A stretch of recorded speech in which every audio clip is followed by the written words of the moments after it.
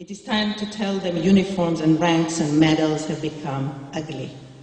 Tell them that dignity and pride are misplaced. It is time to tell Jewish people that the only way to discourage anti-Semitism is by condemning the only government in the world who deliberately sends young Jewish boys and girls to their certain death and who persecutes to the point of genocide a whole Semitic nation.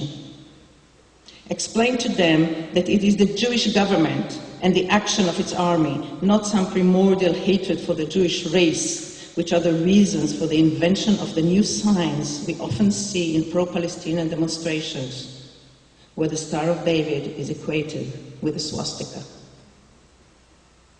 It is terribly hard task for people who were educated in Israel or in the USA or any other Western democratic country to admit we were raised on false and racist values, actually on heterophobia. The only thing that can enhance such a change of spirit is the constant image of mutilated small bodies of the victims of these values. In a few days we are celebrating Yom Kippur, the holiest days for the Jews. On this day, people are required to ask forgiveness, not to forgive, but to try and be forgiven. I would like to quote a stanza from a poem written by the late Hanoch Levin, one of Israel's greatest playwrights. He wrote it in the 70s.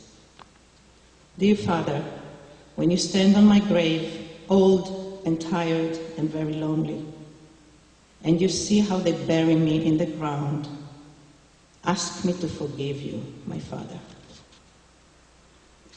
We must all ask our children's forgiveness for not being more alert, for not fighting hard enough to keep our promises for a better world, for not refusing the evil viruses before, and for letting them be the victims of the horrible mental infection we are all suffering from.